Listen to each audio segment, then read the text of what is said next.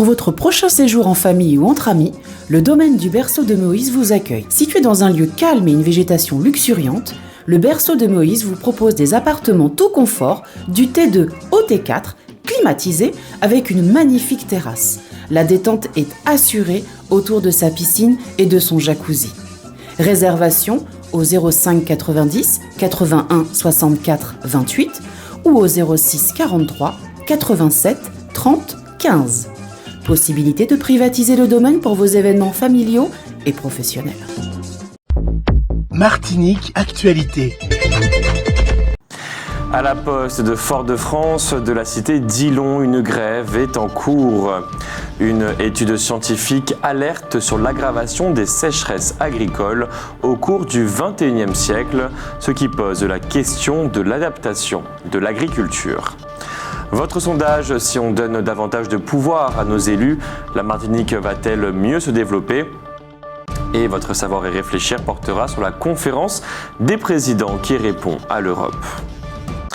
Si vous avez des mycoses vaginales à répétition, mieux vaut éviter de porter des culottes en matière synthétique. Les sous-vêtements synthétiques augmentent la transpiration locale. Qui dit humidité dit plus de risques de mycoses vaginaux-vulvaires. Mieux vaut privilégier des sous-vêtements en matière naturelle, coton ou soie, si vous êtes sensible aux mycoses. L'air aujourd'hui est très mauvais. La MILSEM a organisé ce jeudi 19 mai une matinée autour de la poésie. L'événement, qui a accueilli plusieurs artistes, s'est déroulé de 9h à 12h30 à l'association Saint-Georges de Batelière. Pour contribuer à la lutte contre le réchauffement climatique, la municipalité de Fort-de-France mise sur les voitures hybrides. Des bornes de rechargement ont été installées sur le parking pour les salariés qui disposent d'une voiture hybride ou électrique. L'occasion de revenir sur les avantages de ce type de véhicule. La voiture électrique est tout d'abord quasi silencieuse au démarrage ou lors de la conduite. L'absence de moteur thermique élimine les bruits associés et le démarrage se fait au quart de tour, sans embrayage et surtout sans vibration. On peut donc apprécier la quiétude de l'habitacle, propice à la concentration, aux discussions et à l'écoute de la radio ou de musique. À l'exception des pneus et des garnitures de frein, les voitures électriques comptent beaucoup moins de pièces d'usure, courroies de distribution, pistons, pots d'échappement, bougies, que leurs cousines essence ou diesel dites thermiques. Elles sont donc moins sujettes aux pannes, n'ont besoin d'aucun préchauffage et sont simples à conduire. Il n'y a pas de boîte de vitesse. Contrairement au moteur thermique, le moteur électrique a une capacité d'accélération optimale dès le démarrage ou lors de la reprise après un arrêt. Il ne cale jamais grâce à l'absence d'embrayage. Notons enfin que la voiture électrique participe à la nécessaire transition écologique. Lorsqu'elle est en mouvement, elle n'émet pas de CO2 et de fumée d'hydrocarbures et ne génère presque pas de particules fines. Cependant, la fabrication du véhicule et de sa batterie dans des usines continue en effet de générer des émissions de CO2 et de particules fines. Aujourd'hui, jeudi 9 mai, au cours de la matinée, la ville du Lamentin a organisé une opération de restauration de la mangrove située de part et d'autre de la voie d'accès du Morne-Cabri. Nous y reviendrons. À la poste de Fort-de-France, de la cité d'Ilon, une grève est en cours. En réalité, les syndicats qui l'amènent parlent d'un mouvement social.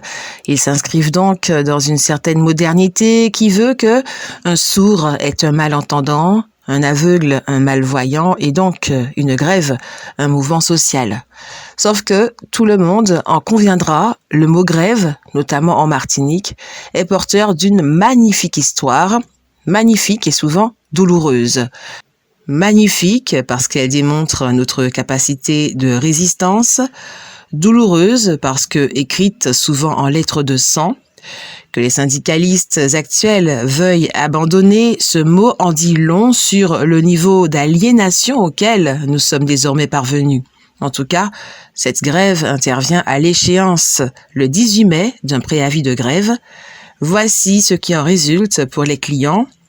La distribution des courriers et colis n'est pas assurée sur Fort-de-France. Les centres courriers ayant reçu leur flux de colis et de courriers assurent la distribution sur les autres communes. Les objets déposés en bureau de poste ou en boîte de rue seront collectés. On notera que la direction de la Poste signale que le personnel non gréviste de la plateforme Multiflux de Fort-de-France n'a pu accéder au site en raison de la présence d'un dispositif entravant l'accès à l'établissement et qu'elle a procédé aux différentes démarches pour faire constater l'entrave au libre accès de l'exploitation normale du site. La direction dit également se tourner désormais vers les instances lui donnant force de loi pour rétablir le service aux clients, à la fois sur la distribution et sur les activités de concentration de l'ensemble des flux arrivant par avion ou déposés. La conférence des présidents des régions ultrapériphériques, réunie à Fort-de-France le 17 mai, a pris acte des orientations de la communication de la Commission européenne en date du 3 mai 2022, intitulée « Donner la priorité aux citoyens, assurer une croissance durable et inclusive, libérer le potentiel des régions ultrapériphériques de l'Union ». Cependant, la conférence attend la concrétisation rapide des mesures proposées dans la communication et, dans un contexte de crise multiple, elle tient à souligner l'urgence de réponses immédiates, gage d'efficacité, ne laissant pas les RUP au bord du chemin.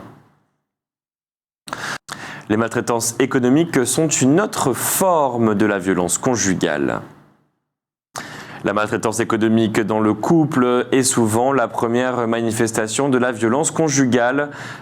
Elle s'installe de façon insidieuse.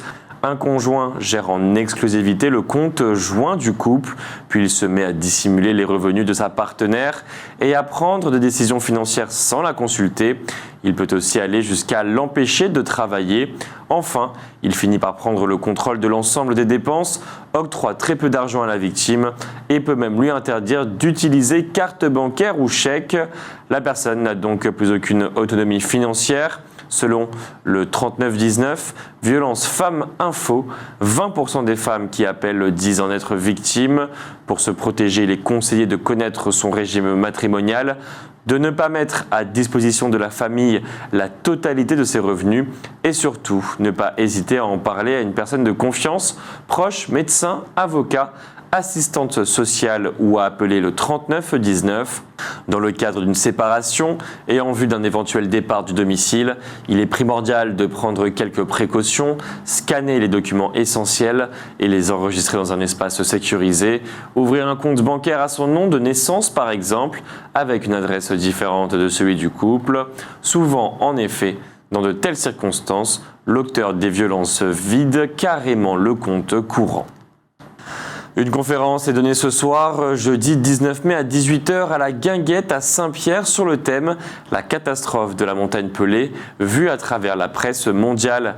Elle est donnée par Jean-Paul Poirier, auteur du livre « La catastrophe de la montagne Pelée, un autre regard ». Une étude scientifique alerte sur l'aggravation des sécheresses agricoles au cours du XXIe siècle, ce qui pose la question de l'adaptation de l'agriculture. L'étude alerte sur une aggravation continue de l'intensité moyenne des sécheresses agricoles en toute saison et quasi généralisée en France hexagonale, sauf sud-est. Les agriculteurs ont l'habitude de stocker de l'eau prélevée dans les cours d'eau ou les nappes d'accompagnement aux périodes où elle est abondante. Cependant, les spécialistes estiment qu'il est important de laisser une partie de l'eau retourner à la mer et que le stockage doit donc être limité. De plus, lorsqu'on sait qu'on dispose d'eau dans les réservoirs, on ne cherche pas de solutions alternatives. Or, en France, la consommation nette en eau de l'agriculture représente 48% des consommations totales. Il faut donc explorer toutes les possibilités d'économiser l'eau. La première piste est la sélection des plants les plus résistants au stress hydrique, mais également capables de tolérer le froid et le gel. Dans le cadre de la ridoculture, il faut favoriser un stockage naturel de l'eau dans les sols en travaillant peu le sol pour limiter l'évaporation et faciliter l'infiltration en réduisant le ruissellement. Les rotations de cultures et la pratique de cultures intermédiaires sont également préconisées. Pour l'irrigation, Il convient d'utiliser des techniques plus efficientes et ajuster les apports aux besoins des plantes en évitant l'irrigation systématique. Autre solution, réduire les surfaces cultivées ou réutiliser les eaux usées traitées pour l'irrigation. Souhaitons qu'une réflexion sérieuse est également menée pour répondre aux effets du réchauffement climatique dans les Outre-mer et favoriser leur autosuffisance alimentaire. La célèbre danseuse Nélé La Soso est la présidente de l'association culturelle Sakitanou. Cette association organise au domaine de Tivoli la célébration du 22 mai, un programme qui, de 7h du matin à jusque dans la nuit, va mêler danse, conférences et, bien entendu, restauration. De nouvelles études indiquent qu'être infecté par le virus Omicron procure une immunité plus forte qu'une 4e dose du vaccin. Par ailleurs, les personnes qui ont été infectées par ce variant fabriquent plus vite des lymphocytes B, un type de globule blanc qui protège aussi contre les autres variants du Covid. Les comportements des citoyens face à la politique varient en fonction de la génération à laquelle ils appartiennent. Au début de la Ve République, les gens votaient beaucoup, quelle que soit l'élection.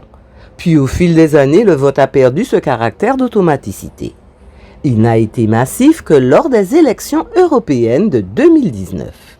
Aujourd'hui, l'abstentionnisme systématique existe notamment au sein des catégories populaires, les chômeurs, les peu diplômés, les habitants des quartiers populaires, mais aussi parmi les personnes très âgées. Cet abstentionnisme relève donc de problématiques d'intégration. Mais à partir des enquêtes de l'INSEE sur la participation électorale, on constate plutôt un progrès du vote intermittent et surtout que le comportement face au vote diffère selon les générations. Les personnes nées avant les années 1940 votent avant tout par devoir. Elles ont encore confiance dans les représentants politiques et rejettent les actions protestataires, manifestations, boycotts ou pétitions qu'elles considèrent comme illégitimes. Les baby-boomers nés dans les années 1940 et 1950 votent beaucoup, mais participent aussi beaucoup à des actions protestataires. Il faut dire que leur culture politique s'est forgée à une époque de lutte intense, mai 68 notamment. Les Français nés entre les années 1960 et 1990 votent moins, mais participent plus à des actions protestataires. On ne serait donc pas en présence d'une crise de la citoyenneté, mais d'une crise de la démocratie représentative devenue élitiste. Les élites politiques françaises ont tendance à considérer que les citoyens n'ont pas le niveau et qu'il faut laisser la direction du pays à des élus, des experts qui savent et qui réfléchissent. Ainsi, citons Gilles Legendre, alors président du groupe LREM à l'Assemblée nationale, en pleine crise des Gilets jaunes en décembre 2018. L'erreur du gouvernement et de la majorité est d'avoir probablement été trop intelligent, trop subtil et d'avoir insuffisamment expliqué. Fin de citation. Les élites politiques sont, en outre, extrêmement méfiantes envers les mouvements citoyens et rejettent les référendums d'initiative populaire. Pourtant, en Italie, le divorce a été autorisé par référendum. En Irlande, la légalisation de l'avortement a été adoptée par référendum. Aux États-Unis, dans certains États, le mariage homosexuel, la légalisation du cannabis, la fin de la peine de mort ou le salaire minimum ont été décidés par référendum. La deuxième édition du Martinique Boat Show se tiendra du jeudi 19 au dimanche 22 mai de 10h à 18h au port de plaisance de l'étang Abricot, nocturne le vendredi 20 jusqu'à 20h. Au programme, exposants de toute la Caraïbe, concessionnaires, bateaux moteurs, loueurs, pescatourisme, pêche, plongée, loisirs nautiques, permis bateaux, stand d'information sur l'emploi maritime, espace, environnement. Pour ne pas subir les sanctions, plus de 1000 entreprises occidentales ont engagé leur retrait partiel ou total de Russie. Elles sont donc obligées de se vendre à très bas prix, parfois au rouble symbolique. Le groupe britannique BP va perdre 25 milliards de dollars et Shell 5 milliards. La Société Générale, plus de 3 milliards d'euros, Renault 2,2 milliards d'euros et Schneider Electric 300 millions. C'est maintenant l'heure de votre sondage. Si on donne davantage de pouvoir à nos élus, la Martinique va-t-elle mieux se développer ? Sondage.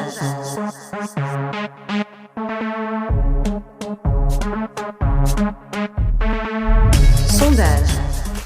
Sondage. Si on donne davantage de pouvoir à nos élus, la Martinique va-t-elle mieux se développer ? La Martinique va mieux se développer.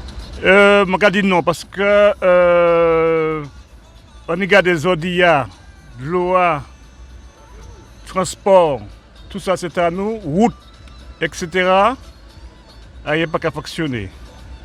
Donc, ça ne va pas servir à rien. Ils ne savent pas faire déjà avec ce qu'ils ont. C'est non. Je suis arrivé récemment, mais bon, je pense pas qu'il y aurait peut-être du mieux, mais ils font pas ce qu'ils veulent sur l'île, et ça tout le monde le sait. Absolument, je pense qu'il manque des pouvoirs, il leur manque des pouvoirs justement en ce moment, pour qu'on puisse éventuellement avoir une certaine légitimité pour pouvoir avancer à nouveau. Quoi. Parce que là, on manque de pouvoir, notamment au niveau, parce qu'ils attendent beaucoup de l'Hexagone, et ils sont limités, ils ont les pieds et les mains liés, donc voilà. Moi, je pense que oui, mais à la condition qu'ils fassent bien leur travail. Et oui, avec plus de moyens, on peut faire beaucoup plus de choses. Oui, il faut voir comment ils se débrouillent, si on leur donne le pouvoir. Toute la question est là. Sondage. Si on donne davantage de pouvoir à nos élus, la Martinique va-t-elle mieux se développer ? Nous ne savons pas parce que nous ne connaissons pas l'avenir. Une seule personne qui le sait, c'est Dieu. C'est Dieu qui connaît l'avenir, mais nous ne savons rien. Cette question, vous savez, si les élus veulent, il y a beaucoup d'élus qui arrivent à faire le minimum avec ça. Il y en a d'autres qui ne font rien. Alors, je pense que s'il y a plus, on fera plus. Mais avec les moyens qu'on a déjà, on peut faire beaucoup. Non, je ne pense pas que le pouvoir agit sur le fait qu'il y ait plus de changements. Je pense qu'il faut que chacun de ces gens qui ont le pouvoir de décider, ils le veuillent vraiment. Mais ce n'est pas en ayant le pouvoir. Il faut vraiment que ça soit c'est une détermination et vraiment une volonté de vouloir changer les choses. Mais le pouvoir, non, ça ne joue pas. En fait, ça dépend de quel pouvoir. Il ne s'agit pas d'avoir plus ou moins de pouvoir, il faut dans un premier temps déterminer où est-ce qu'on veut aller. Quel est le projet de développement de la Martinique ? Ça c'est un premier élément. Et deuxièmement, peut-être avant d'aller plus loin, faire le bilan, puisqu'on est dans un article 73 aujourd'hui, de faire le bilan et puis à partir de là, nous verrons ce qui nous manque. Mais ce qu'il convient de faire au préalable, c'est de déterminer que tout le monde soit d'accord sur où on veut aller. Quel est le projet ? Quand un avion décolle, le pilote a un plan de vol. Pour l'instant, nos élus ne nous proposent pas de plan de vol intéressant. Quand je dis nos élus, je prends globalement, même si parmi eux, il y a des gens qui sont comment pourrais-je dire, dans une dynamique positive. Sondage. Outremernews.fr, le site de l'actualité Outre-mer, 24 heures sur 24 et 7 jours sur 7. Retrouvez la chaîne Outremer News sur YouTube.